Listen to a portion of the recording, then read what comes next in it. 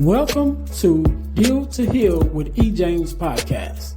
On this podcast, my guest and I will discuss topics and ways to help us to heal in every area of our lives. I believe that everyone can live a life that is happy, healthy, and whole. So I'm on a mission to help people to deal, heal, and fulfill. Deal with your problem, heal from the pain, and fulfill your purpose. Thanks for tuning in. Let's get to it.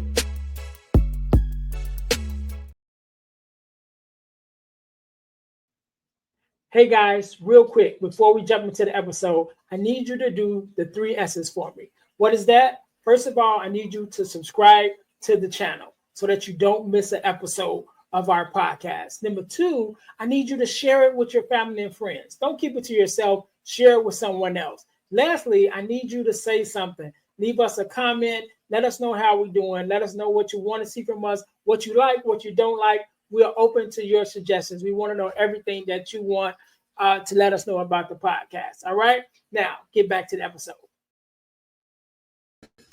All right. Welcome to the Deal to Heal with E. James podcast. I am your host, Earnest James, and I believe that everyone can and should live a life that is whole, healed, and healthy. And therefore, I'm on a mission to help people to deal, heal, and fulfill, to deal with your problems, to heal from the pain, and to fulfill your purpose. Thank you guys once again for tuning in to the Deal to Heal with E. James podcast. If you haven't already, make sure to listen, like, subscribe, and share our podcast on all of your podcast listening platforms, as well as make sure you are checking us out on our YouTube channel, which is the Deal to Heal Podcasting Network. Again, that's the Deal to Heal Podcasting Network on YouTube, where you will find the Girl Dad Discussions podcast, which is our sister podcast, as well as the Deal to Heal with E. James podcast, in which we are listening to right now. So again, make sure you guys go to check out, Deal to Heal with E. James podcast, the Girl Dad Discussions podcast on our YouTube channel, which is the Deal to Heal Podcasting Network. Make sure you guys are checking us out there. Also, our podcast is brought to us by our new school platform, which is the Deal to Heal School for Living, which is to help us to further our mission to help people deal with their problems, heal from the pain, and to feel their purpose. On this platform, it allows us to bring you resources and workshops, more resources and workshops than we do, but we can do it there. So make sure you guys go check that out. The link is in the description, or you can just scan the QR code in our upper corner. Again, it's the Deal to Heal School for Living, where we have other resources and workshops that's available there. And the first 7 days is absolutely free, so you guys can go and check it out. If you like it, stick around. You get access to a new workshop every month. And so you guys can check that out. So again, that's the Deal to Heal School for Living on the school community platform. Yes, so that's that. But today, just like any other day, we are blessed with a guest, Miss Keana. How you doing? I'm good, King. How are you? I am well. First of all, let me say thank you for being here. You could have been anywhere else with anyone else, but you're here with me and my listeners, and we definitely appreciate it. So do me a favor, Miss Keana. I want you to introduce yourself to my listeners. Tell us a little bit about who you are and what it is that you do. Absolutely. First, let me just say thank you for having me here. And I am Keana Statten. I am a transformational speaker, emotional literacy consultant, and the author of Healing Out Loud, which is similar to the platform here. But it's my story, but it's also a workbook. It's a guide to help people start to unpack their emotional pain, emotional trauma, emotional baggage, so that you can reclaim your power, step into your purpose. And I help people start to put language to emotional literacy and emotional health, teaching people the things that we didn't have so that we can start to live a more righteous, purposeful, driven life.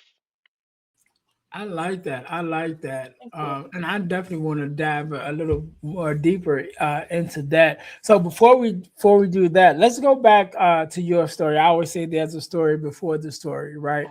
And so, Absolutely. who was the earlier Kiana? Before you got into the space that you are now, and what was that initial event, should I say, that happened in your life that you kind of made it through, and then decided to, you know what?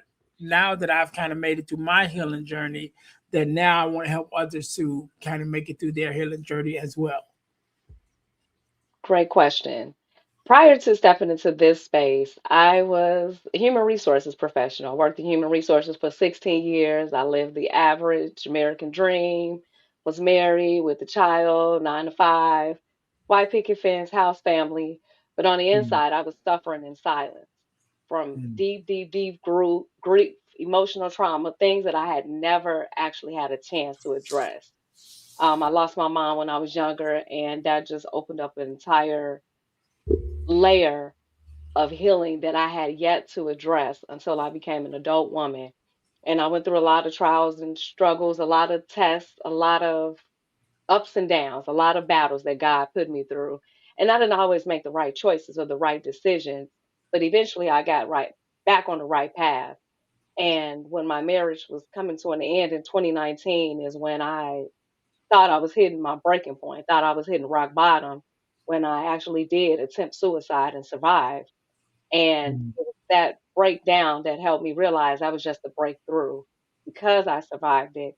Because every time I had to learn how to heal my wounds, the closer I became to God, the closer I was able to hear and start to understand and see that everything that happened to me was building me up to get to my purpose. So mhm. now I can help somebody else survive. Hold their hand while they save themselves. Yeah, yeah. I like that. I like that. And several things stuck out to me in your story because I can relate to it. I did lose my mom as well. I left my mom. I was older when I lost my mom, but definitely lost my mom as well as went through a divorce as well, which is kind of what kind of catapulted me Hmm. into everything that I'm doing now.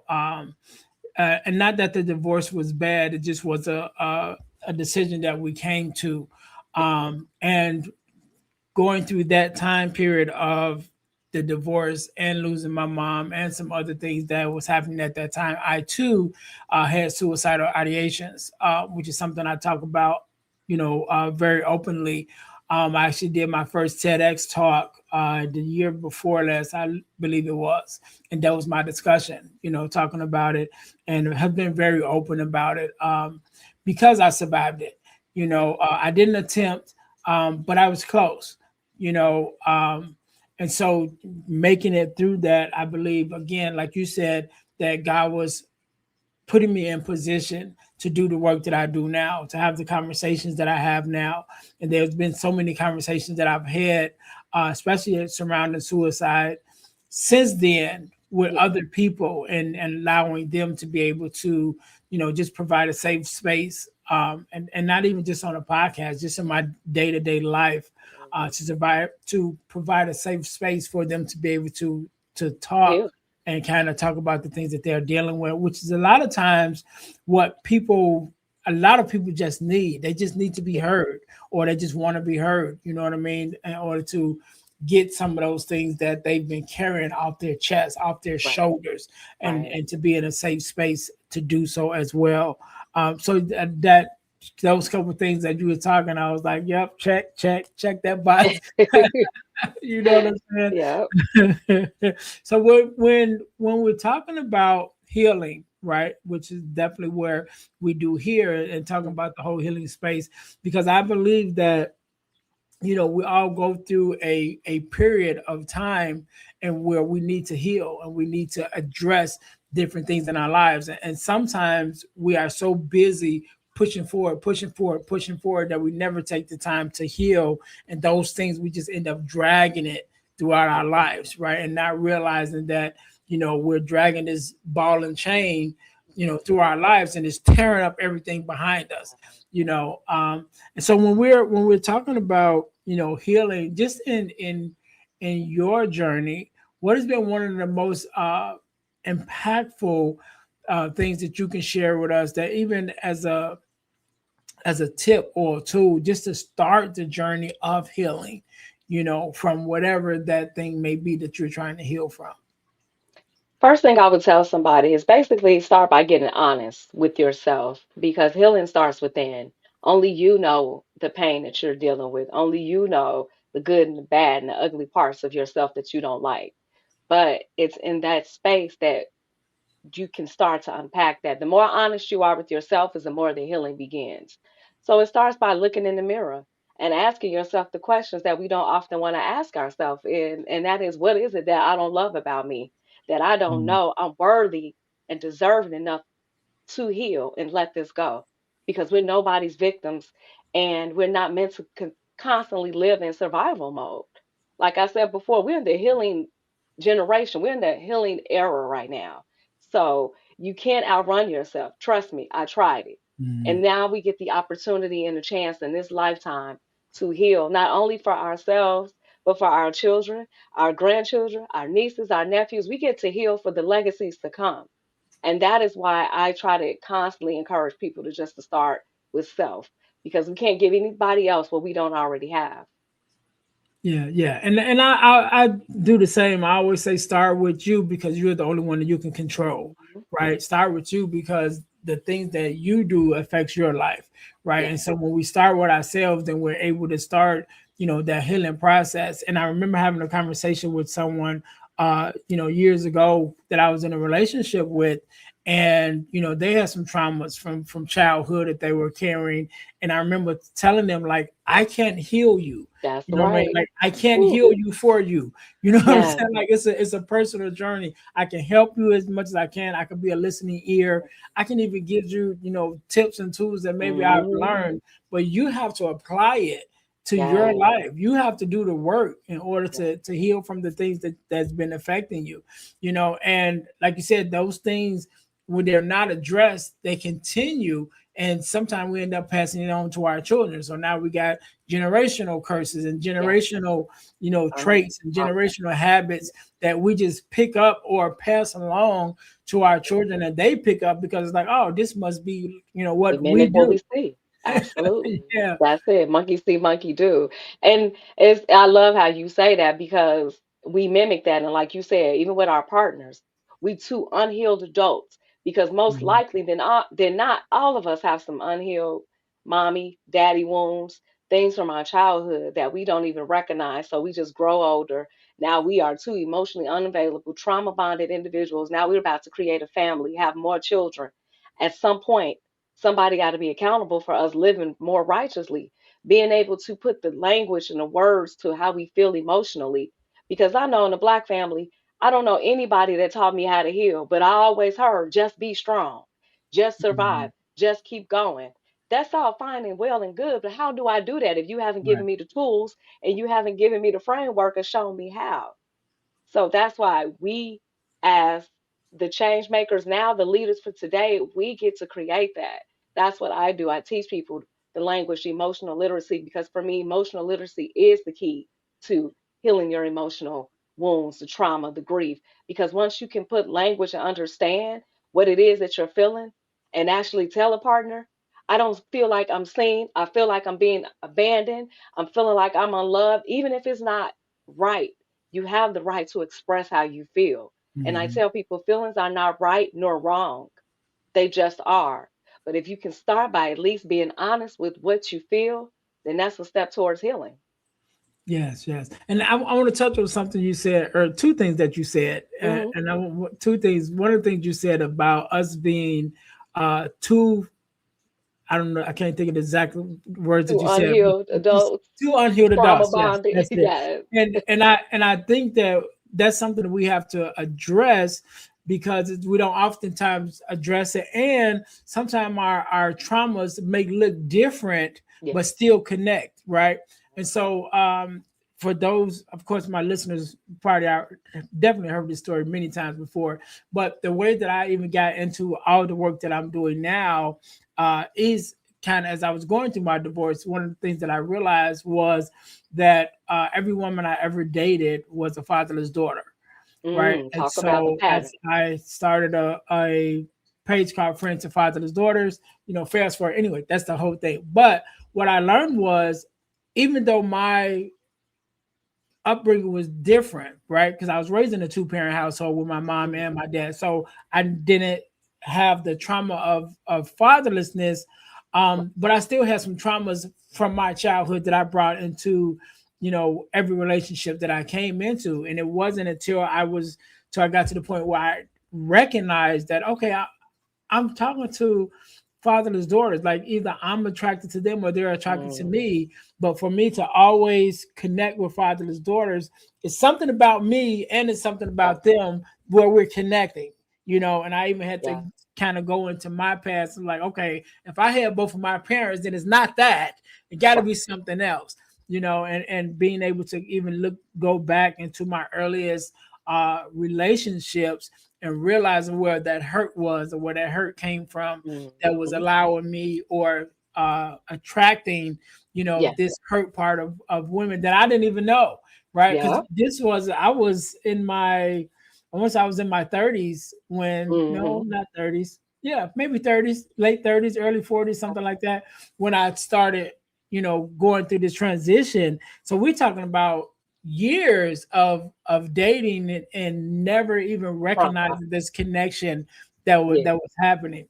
And so, yeah, and I think we have to acknowledge that just because my trauma may look different than yours don't mean that it doesn't exist. You know what I'm saying? Absolutely. And it does not neglect yours as well. And I think that's something that we also have to do and not do, is to compare traumas. Because Right. what may have been hard for you may not have been hard for me. Right. Absolutely. And it may have not affected me the way that it affected you, but it doesn't change the fact that you were affected by it. Well, the You fact that we know, all have different breaking points. We all have different triggers. yeah, yeah, and I like also what you were saying about having the words, to put the words to it. There's a book that I always mention that I came across, called The Emotional Thesaurus, right? And Mm, it gives you language for every yeah. emotion. So it gives you like different ways to say I'm upset and different ways Yeah. to say I'm angry. And I always promote that book because I think it's so important, because a lot of times we don't express ourselves with some of the things that we're going through because we just don't have the words. And it was like, okay, Exactly. let's learn different words. Let's learn That's different it. ways to say it. Because sometimes if we say I'm angry, especially as an African American and an African American woman Yeah. or a man, like, you don't want to be the angry black man. You don't want to be the Right. angry black woman. Angry black So how woman. can I Yeah. say I'm angry without saying I'm angry? Without the emotion. Right. Right. How Right. can I express that this is how I'm feeling in a way that I can verbally say it, Mhm. without it triggering someone, Mhm. Mhm. and those nature. So I always like to promote that because I think that is a great resource, to be able to just find the words to Yeah. say what it is that you're trying to say.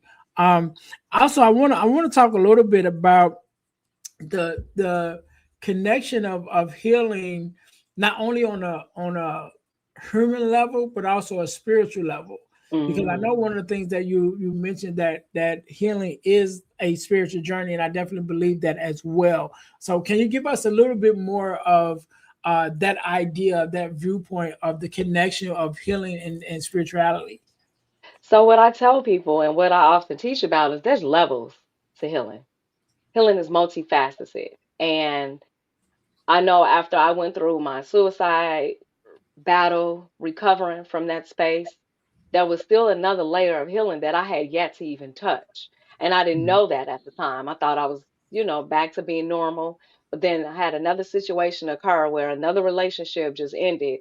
So that triggered my abandonment wound. Now, because I already Mhm. got this knowledge, I know this, but it was at that moment that I said, God, what is it about me that keeps attracting these Yeah. type of partners that keep pulling away from me? I know what I want, but why is it that I'm getting the opposite? It's not them, God, it's me. Help me, show me what it is that I'm missing. And I went on an entire spiritual sabbatical. When I turned 40, I had a spiritual awakening, and it was in that moment where I realized I still had not stepped into my spiritual evolution, the spiritual part of healing. And that's when I was able to finally let go of all of the wounds that I had in terms of love and what I thought love and connection looked like, and started to love on me first. The godly, gifted woman that I am. Mhm. When I started loving on that, the God in me, see, that's when things shifted. That's when I stepped into my purpose. That's also when I heard God clear as day say, it's time for you to write your book. It's time for you to share your story. And it was that helped me elevate, and that's why I'm in the seat that I'm in today. That's when I decided I am going to share my story, not only the suicide, but all of it, all of the parts that we don't ever want to talk about, my struggles in relationships, the way I showed up needy and emotional, emotionally avoidant, emotionally dependent, because I didn't have it, but I also didn't have a connection with nothing greater than me. So it was on that path of recovering that I started to see, oh, healing is not just mental, it's Yeah. spiritual, it's emotional, it's physical, because it's all encompassing. God created the mind, body, and soul. So you don't just heal one area. Oh no, you heal inside out. And that was when I stepped into the spiritual path and started doing the spiritual healing. Yeah, I love that. I love that. I want to talk about the suicide, right? If you don't mind, as much as Yeah. you mind sharing, because when I didn't start talking about it until I started my podcast, right? I Okay. didn't start talking about my experience, but I remember once I started the podcast and I started to have the conversation on the podcast. I got eight siblings, right? It's nine of us all Okay. together, and my baby sister called me after one of my earlier episodes and was like, "How is it that you went through all of that and none of us know?" Right? Like Mm, it's nine of mm, us. Like none of us know that you were that low and that that you were dealing with that. And I said, "Well, it's because we're not having the conversations." You know, right, and when we're right. checking on each other and we say, "Hey, how you doing?" and I say, "Hey, I'm fine," and then we just accept that as truth At face without value. really saying no, Hmm. but really, how are you doing? Especially when we know that there is something going on in our lives, right? And so again, I was going through divorce, I was going through depression, I was going through debt because we were in a recession, um, and my All the mom things. died, and Mm. my mother-in-law, former mother-in-law, passed away as well, and I was very close to her, and so I was dealing with a whole lot all at the same time, and that's how I found myself in that dark space. And I tell people, a lot of times people don't understand, and even recently having this conversation with a loved one of mine, and they're just like, I really can't understand because I would never think of taking my own life. And I always say, I hope you never understand it. I know. I hope you never get to the point where you can say, I understand how you feel, Right. because that's a low point that a lot of people don't come back from. You know what I No, mean? It's a low point no, that a lot of people don't make it back. And so I would rather you just take my word for it. You know what I that's mean? Take it. my word for it that it's painful and it's a dark space and it's a space that nobody expects to be in until you Not at start all. to Were you there? experience the pain of being in that space. And I always tell people, when you get to the point when you're thinking about, or when a person is thinking about taking their own life, it's not that they want to end their life, they want to They just end the want to pain. end the pain. They want to Absolutely. end the pain. Yeah. Yeah. So as much as you like to share, because I Absolutely. think there is healing in the conversation. Again, like I said, Mhm. I did mine on a big stage with on the TEDx talk and telling about my experience. But as much as you would like to share of the space that you were in when you were, even considering it, and the attempt, and sort of how did you come out from that space? So one thing I often tell people is that making the choice to end your life or to attempt suicide is not something you just wake up with. Mhm. It's multitudes of things, layers and layers of pain, Yes. grief, anxiety, trauma, lifing. And eventually, for me, the head and the heart became disconnected. See, I stopped listening to my heart, because see, that's how God is communicating, that's how God is connecting. I stopped praying, I stopped talking to God, and my marriage was ending. And I told you that abandonment wound was triggered. See, I lost my mother when Mhm. I was 16. I lost a lot of people in my life. And the only thing I can think of is here I go again, getting ready to lose somebody else that I love, the closest person to me. Lost my dad. I'm an only child. Entire mm, maternal mother, father side of the family, everybody is gone. It's just me and my husband and my son. Who am I if I don't have this person? I am alone in this world. So mm, that's how the thought started. And then it just kept piling up and piling up. And it became very toxic because he and I decided to go our separate ways, but we were still under the same roof. That's unhealthy. And even though I thought that was going to be okay, it was not. And it was eventually, it just kept becoming more and more turmoil. And I can remember having dreams and nightmares of me standing on the cliff, standing on the edge, holding my hand on the other side. So it's me versus me. And constantly having this dream. And it was my psyche saying, don't give up. I know you're at the edge, but don't give up. But it was one breaking moment when he and I, my husband, because he was my husband, but we had a very bad, tumultuous argument, and then that was it. I said, that's it. There's no need for me to be here. You'll be better without me. You're a great dad. You can be mom and dad for our son. Because right now, me being in this world is doing more disservice than it is service. So let me just check out, and everybody will be okay.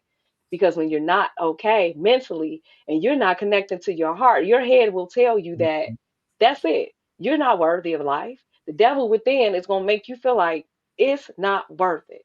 Right. And so I attempted. I attempted. But I also kind of gave signals and clues prior to my attempt. So even though I attempted, people were helping me because they knew something wasn't right. So I got the mm, help that I needed. It came before I can go to sleep because my choice was pills, and they got me before I could go to sleep, took me to the hospital, and I was in behavioral health unit inpatient for 8 days. And I wasn't happy. I was confused. I was all over the place. One minute I was happy, one minute I'm confused, one minute I'm disappointed, one minute I'm like, you can even do this right. And you mm, don't just go back into your life like it's mm, normal, because that's trauma. That's something extremely traumatic. The people around you will never be the same. You will never be the same. But I had a mm, 10.5-year-old, 11-year-old son at the time. And imagine what his life would have been like if he didn't have his mother here, because I know what that felt like. So he was the main reason why I said I got to try. I got to do better. And when we finally did separate and I moved into my own space, this was during the pandemic, during COVID. Peace be still. Everybody was sitting still. I had no choice but to figure me out. I had to get my shit together. And that's exactly what I did. And that was the best thing God could have did for me, because it made me sit in silence, sit in peace. And I just started asking myself questions, and I started praying and listening to God. And I found somebody to help me work on my emotional trauma and help me start to unpack it. And every day was not easy, because mm, nothing in life is. But even on my worst days, I still know it's just a moment. Before, I used to panic. I say, oh my God, I'm about to go back there. I can't give up. I'm not about to do this again. And I almost did. I'm not going to lie, because within that first year, the chances of doing it again is highly likely. And I almost did it again, but I went back into the hospital because I didn't have the guts. I didn't have the nerves to do it. But I also knew that that second time I went back in, I said, this is it. I don't like it here. And this is just an excuse. You know, you bigger than this and you're stronger than this. mm. And from that moment on, I kept fighting one day at a time. Yeah, yeah. I want to talk about two things that you mentioned. One of the things that you mentioned is about the pile up of things, right? And I always refer to it. There's a song by the artist formerly known as Most Def. I can't. I think it's But Yasin Bey. I think that is yes, the yep, name I that he seen goes by Bay. now. Yeah. But he has a song called Mathematics. It's one of his earlier works. Okay. But there's a line in the song, and I'm not going to say it verbatim, but it's basically he says, "You talk about the straw that broke the camel's back." Hmm. Dang it, and it just kind of went out of my mind. Um, oh, the straw that broke the camel's back. But here's the secret: it's not the straw that's on the top, but it's the millions underneath it, right? Mm. And so I always tell people that, especially when you get to that space when you're really considering, what ending your life is Mhm. not the thing on the top, because that's what everybody can see. Yeah. when I was going through my divorce, anybody could say, "Oh, he's going through divorce," and Yep. your divorce made you think about That's that, what they say. or your mom passing made you think about that, Yep. or your life kind of falling apart Yeah. financially because of the recession that made you do that. Any of those things by itself, I'm like, all right, cool, I got that. You know what I mean? Like my mom passing away, one of the hardest things definitely I've had to deal Absolutely. with, up until today. But I could manage that. You know what I'm saying? The divorce, I can manage that as well. But all of it at the same time. That's where Overwhelming. that piled up, and people can only see usually the thing on the top Or that they recognize or they resonates with. That's the thing that they see. Oh, this right. is the divorce. Well, I've been through a bad relationship before and I didn't feel that way. Or I've been broke before and I didn't feel that way. So they only see the thing that they resonate with, but they don't see all the other things that's underneath it that piles Mm, up, that puts even more pressure on you when you get to that point and you're like, you know what, I just can't take anymore. You know what I'm exactly. saying? And one of the other things that I wanted to mention too, because again, I've talked about my story 100 times, but my daughter was the reason that I kind of came back, right? Yeah. And so what happened with my daughter, one day we're at home, we're at home, we're in the front yard of our house at the time, and this was before my divorce was finalized, so we were still in the same house too, Okay. even though we were already having the conversation. And this particular day, it was just me and my daughter was there, and I'm sitting on the front porch, and I got the little kiddie pool out with the sprinklers and whatever. And she probably was Hmm. 6 or 7, maybe a little. Okay.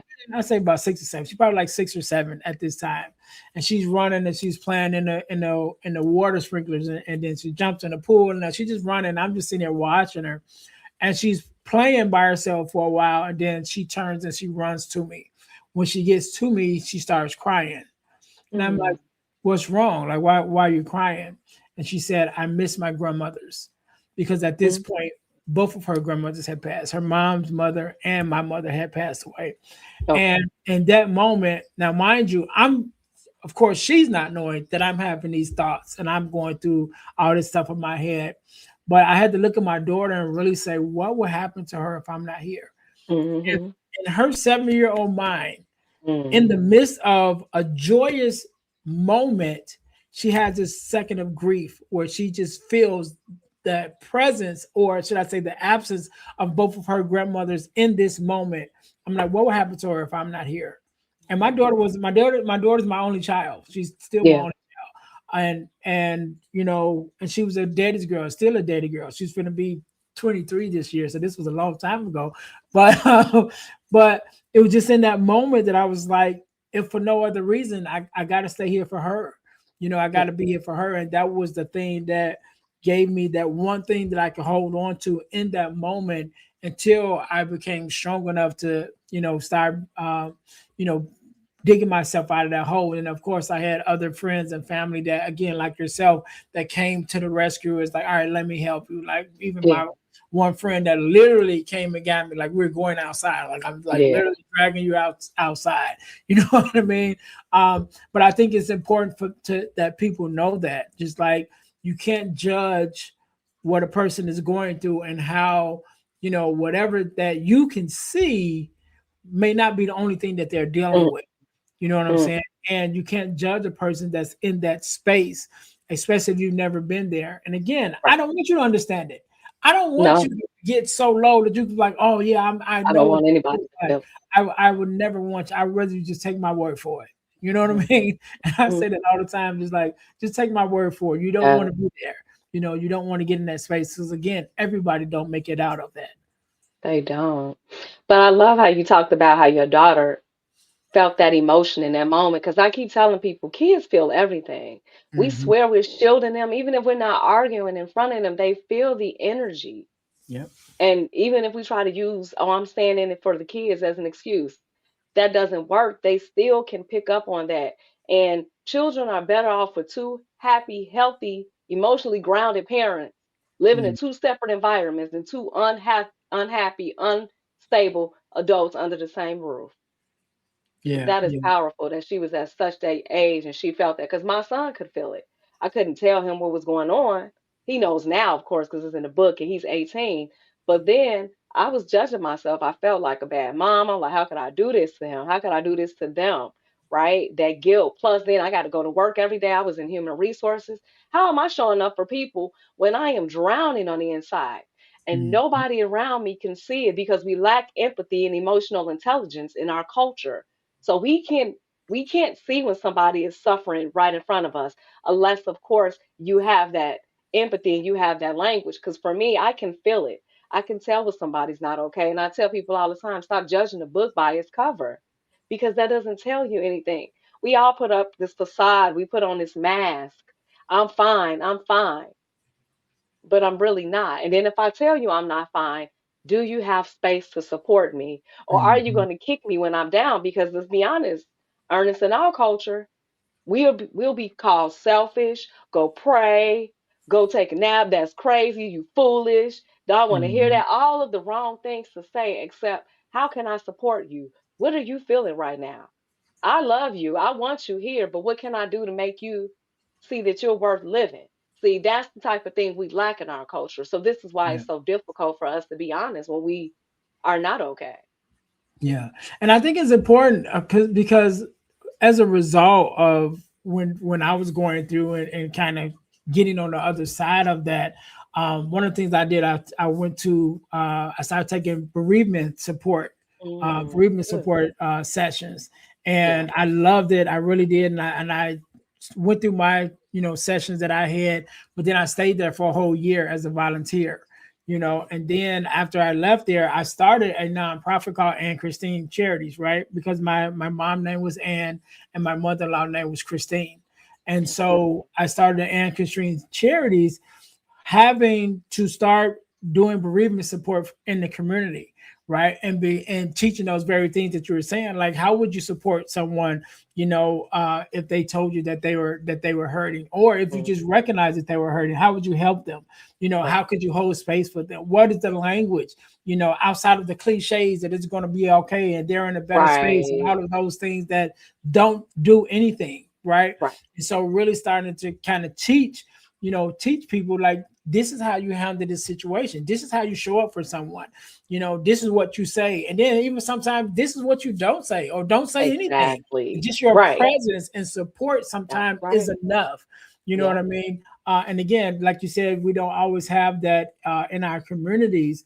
And so I was very passionate about it, to kind of bring that, Yeah. into my community itself. And I like how even mentioned now that, your son didn't know, really what was going on during that time period, but now he, knows Mm, because he's read the book and he's old enough. right. My daughter shared that moment with me because when I did my TEDx talk, she actually was there in the audience, and so it was her first time kind of hearing that story. And that she was older, much older by then, so I'm sure she didn't even remember that Yeah. moment, but even having conversations after that, talking to her about, like, you saved my life, because even though, you are hurting in that moment, I was hurting as well. And that's part, again, we talk about attraction and being able to feel that. And even in her happiest, like I said, one of her happiest moments, um, I think some part of her did feel that, connection She that I did. was there too. You know what She I'm did. saying? Yeah. And yeah, and I told her, like, when we had the conversation now as a young adult, like you saved me, because, you know, I was on the brink, I was on that edge, you know what I'm saying? Yeah. And so I think that's a cool thing to be able to have that conversation with your kids, you It know what I'm is. saying? Especially when they have played such a uh, monumental part in your healing. Yeah. Um, and then you never know what they're going to need. Exactly. As a young adult, there have been some conversations that I've had with my daughter and even some of my nieces and nephews and some of the younger people that I come in contact with, who are struggling with those same thoughts.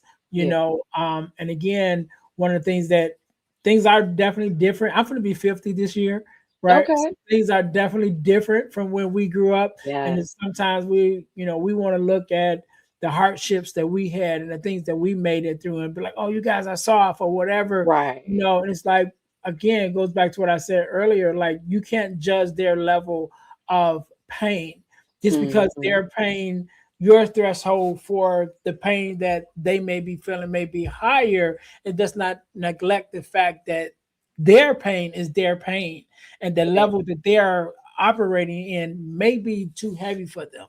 And we have to be, again, as a culture, as a people, Yes. just as humans, to be Yes. able to recognize that and have that empathy for each other, and being able to connect, and just like, what, let me not judge, but let me try to be supportive at the same time. I get so tickled when I hear people say that these kids are soft. And at Mhm. first I thought it was offensive. But I said, you know what? They are soft. They deserve to be soft because Mhm. we were harder. The generations before us were harder because We they were had to be. surviving and struggling. They had to be. So Yep. because our ancestors did it, now we done did it. Now they get to live in a softer life and a softer world. The Mhm. world is softer. Emotional intelligence and emotional literacy is going to be a requirement. It is not a Mhm. luxury. This is part of history. Emotional health is going to be something that has to be taught to our students because they do feel things more deeper. Your daughter was 6, 7 years old feeling that. She didn't know that, but that's Mhm. exactly why she opened up and she told you that. Now imagine if she had a different type of father or a mother who did not have space to comfort her, to tell her it was okay to feel that way. We have Mhm. to be softer and we got to give them the tools necessary so that they can be resilient and not allow the world to overwhelm them because the world is still going through a shift. But these Yeah. children, this generation, and the ones that come after, they're the leaders. They're ready. They get it. We're the ones that's still stuck in the chaos and the old way of living. They're supposed Yeah. to be soft. And it's up to us to make sure that we give them a world and the language to be soft in.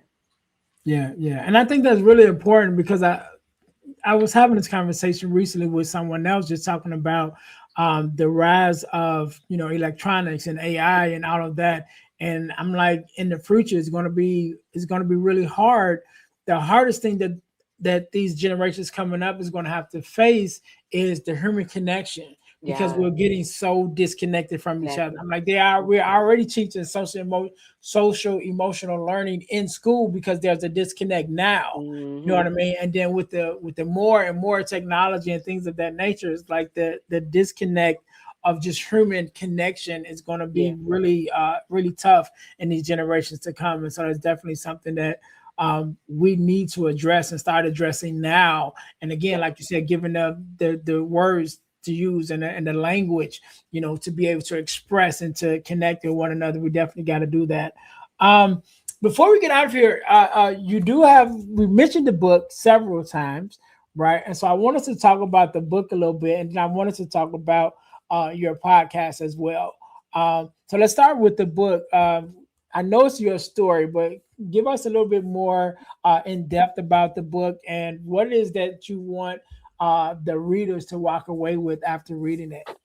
So it's my story, but it's also a workbook because I talk about the path of healing that I actually walk, the mental, the spiritual, as well as the emotional. Because by the time you read my story, you're going to feel the emotion. So now that you are in the emotion, what is that bringing up for you? Because I believe we're reflections of each other. And my story, most often than not, is going to trigger a wound or something emotionally in any reader, whether that's male or female. And in fact, the audiobook will be out at the end of March because I'm getting a lot of feedback about people wanting to Mhm. hear it. And I actually narrate it, so I'm excited about that. But it's actually a gateway, a pathway for us to start to deal with the emotional wounds. You talk about grief. Grief is one of those things that we never talk about. I lost my Mhm. mother at 16. Nobody knew what to say to make me feel better or how to console me, and I held it in. But what I did try to do is find a relationship to jump into so that they can feel the void and feel the wound. So healing Mhm. out loud is about to teach you how to become your own medicine because I didn't know that.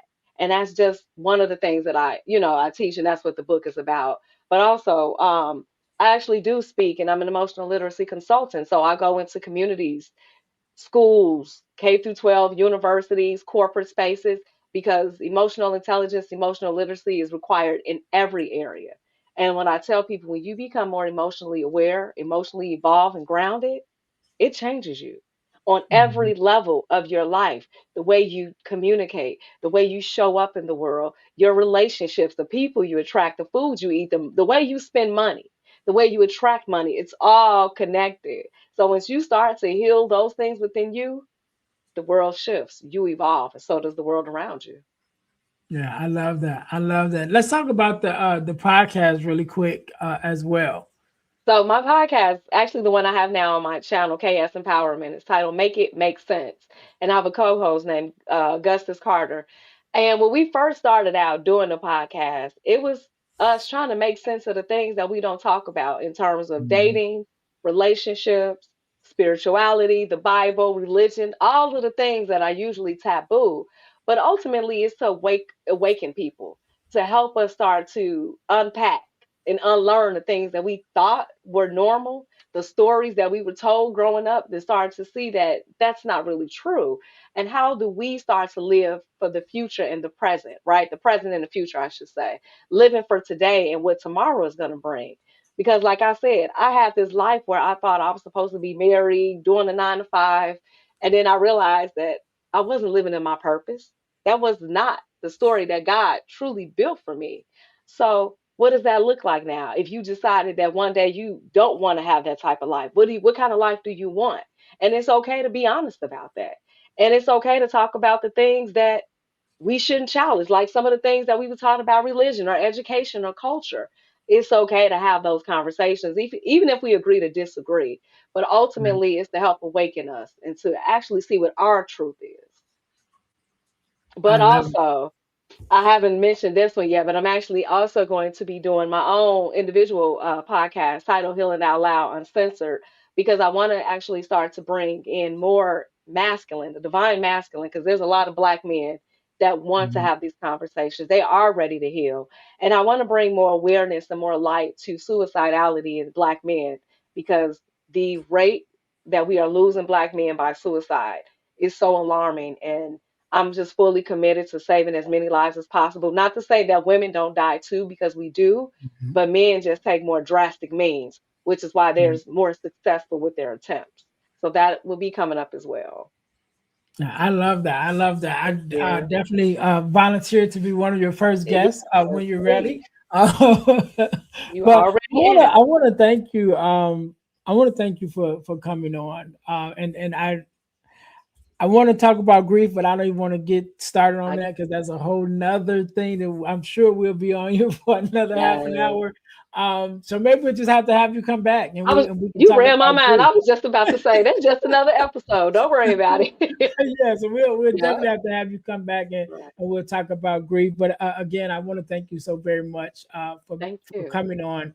This has definitely been an enlightening conversation. And I've had the conversation again. I'm very open about my experience with suicidal ideations, and just to be able to have a candid conversation about really what that looks like from your point of view. I think it's very has been very eye opening for me, and I think it'll be Thank you. very helpful for my audience as well. So again, thank you for being on. I want you to have the last word, right? And I Yeah. want you to leave us with word of advice or motivation, inspiration, however you feel, and Okay. also leave us with your social media handles and things of that nature. And so I'll give you a couple seconds Okay. to think about that. To my audience, thank you guys once again for tuning in to the Deal to Heal with E. James podcast. Make sure that you guys are following us on our website, dealhealfulfill.org. Again, that's dealhealfulfill.org, which is our website. You can go there and find out some of the things that we have going on and just more about the organization as a whole. So make sure you guys are checking us out there. Ebooks by ejames.com, which is where my ebooks used to be. As you guys know, I've been telling you guys that website was going away, and it is gone. However, you still can get your copies of the ebooks, and what's even more, you can actually get them for free now when you join the Deal to Heal School for Living. So when you go to the Deal to Heal School for Living, again, that's our new platform on the school community platform. Or you could just hit the scan the QR code in the corner. It will take you right there. But there is a tab for resources, and you can go there and get all of the ebooks absolutely free. So again, make sure you guys go check us out on the Deal to Heal School for Living in our school community. Deal to Heal Tees is still open, so we do still have our inspirational t-shirt line. So as Deal, the number two, healtees.com. Put some inspiration in your situation. Wear an inspirational tee and be inspired all day. That is our tagline. And also our podcast merch is there as well, which is our t-shirts with our podcast logos on it. There is one for the Girl Dad Discussions podcast, as well as one for the Deal to Heal with E. James podcast. Both of those, as well as some of our other t-shirts, can be found again at deal2healtees.com. That's the word deal, the number two, healtees.com. Which is our inspiration, the t-shirt line. One of the other things that I've been blessed to be a part is an organization called the Forgiveness Mission. And what we do, we have free virtual workshops bi-monthly talking about the area of forgiveness, forgiveness of self, forgiveness of others, even forgiveness of the world. So the information that we give is priceless, even though the workshop itself is absolutely free. So you guys can go to forgivenessmission.com to sign up for our next free virtual workshop talking about forgiveness, what it is, what it isn't, and why it's so important for us, ourselves, and our world that we learn to forgive one another. So again, go to forgivenessmission.com to sign up for our next free virtual workshop. So whenever you're listening to this, either a workshop just ended or there's one coming up. So you can again go to forgivenessmission.com in order to sign up for that workshop. Last but not least, I am proud to announce that we have started our nonprofit.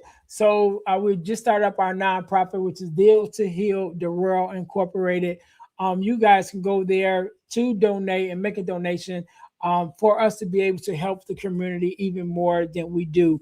We do a lot of things in the community and we want to do more, but we want to do it at no cost to the community. So we want to have different events and workshops and things like that to help the community, but we don't want to have to charge the community in order to do it. So please, any donations that you can give, the links will be in the description. You go to Deal to Heal the World Incorporated to find out more information and ways that you can give to help us support our mission to help others to heal, deal, heal, and fulfill. So again, make sure you guys go to the descriptions and check that out. Miss Keana, once Yes. again, I want to say thank you so much for being here. Thank you for sharing your story and your expertise. I really appreciate it. I want you to have the last word, so the floor is yours.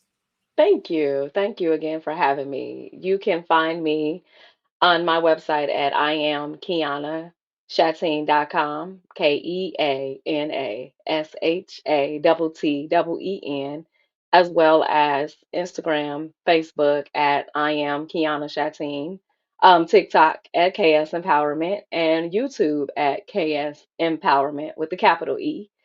And I would just like to leave the listeners, the survivors, the subscribers of Deal to Heal with pain is inevitable, and we realize that life will continue to life, and God will continue to put us in battles and give us things that we have to endure that won't make sense, right? Because that's life. But pain is inevitable. However, silence is optional. And healing, I believe, is meant to happen out loud. So continue showing up, continue healing, and continue speaking your truth. Thank you for having me. No problem. I really I like that. Silence is optional. That is great, man. We can't end it no better than that. To my listeners, thank you guys once again for tuning in to the Deal to Heal with E. James podcast, where our mission is to help you to deal, heal, and fulfill. To deal with your problems, to heal from the pain, and to fulfill your purpose. Until next time, you guys be blessed. Thank you. Thanks for listening to the Deal to Heal with E. James podcast. Remember to listen, like, subscribe, and share. This episode has been brought to you by Deal to Heal Teas. Put some inspiration in your situation. Wear an inspirational tea and be inspired all day. Let's go to dealtohealteas.myshopify.com. Remember, our mission is to help you to deal, heal, and fulfill. Deal with your problem, heal from the pain, and fulfill your purpose. Thanks for listening.